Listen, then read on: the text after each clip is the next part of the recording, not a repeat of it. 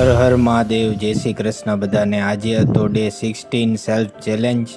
સવારે ઉઠી ફ્રેશ થઈ કરી સ્ટ્રેચિંગ એક્સરસાઇઝ।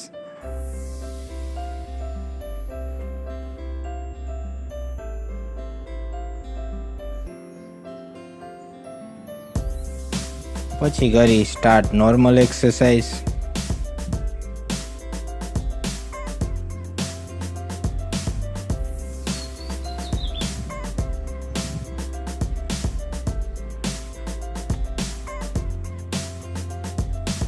પછી કર્યા સૂર્ય નમસ્કાર।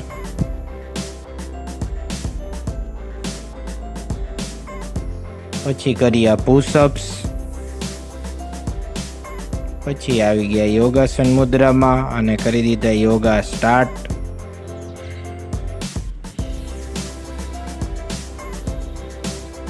પછી કરી આઈ એક્સરસાઇઝ।